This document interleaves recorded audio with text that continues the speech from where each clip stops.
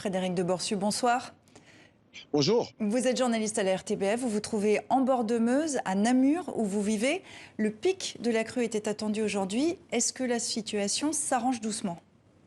Alors, je suis vraiment le long du fleuve et vous le voyez, la Meuse est presque rentrée dans son lit ici, pas à 100%, mais ça arrive. En fait, ça a commencé hier à midi et en très peu de temps, ça a monté effectivement d'1 mètre, comme on le disait dans un reportage. Hein. C'est l'effet de tsunami qui était invraisemblable, telle une bombe. Hein. Des trains ont déraillé, la circulation ferroviaire est complètement bloquée en Belgique pour peut-être maintenant une quinzaine de jours dans certaines zones. Ça a été véritablement l'effet subi et immédiat qui était invraisemblable. Alors vous le voyez ici maintenant, la piscine tout à l'heure était encore invisible quand on était en direct sur TV5 à 11h. Aujourd'hui et maintenant, on la voit un petit peu mieux, mais vous voyez l'eau complètement sombre, évidemment. Il y aura beaucoup de travail.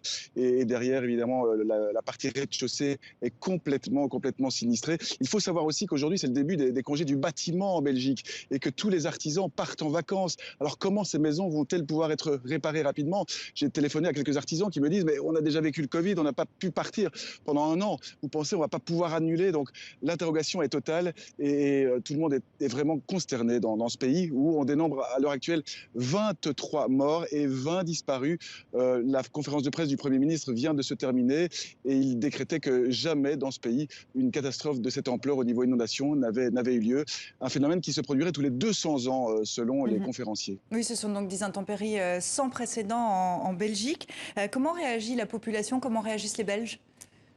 Alors il y a eu un élan de générosité extraordinaire. On l'a vu sur les réseaux sociaux, des propositions, des gens qui hébergent d'autres et des gens qui viennent aider leurs voisins. On a même vu des voisins qui se détestaient jusqu'alors, qui se sont réconciliés dans cet état d'alarme terrible. Donc, en quelque part, ça peut apaiser un petit peu les tensions, mais c'est évidemment peu de choses par rapport au désarroi. Et surtout, ça va prendre des jours et des jours, des semaines pour réparer tout ça, avec l'inquiétude que cela revienne, évidemment. Ça s'est produit peut-être une seule fois en 200 ans, mais on parle évidemment ici de changement climatique. Et pourquoi est-ce que ça ne reviendrait pas dans 6 mois, dans 1 an? C'est évidemment cela qui plane comme interrogation.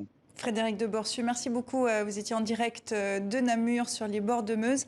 Et voilà ce que l'on pouvait dire ce soir à l'heure où je vous parle sur ces intempéries hors normes en Belgique et en Allemagne.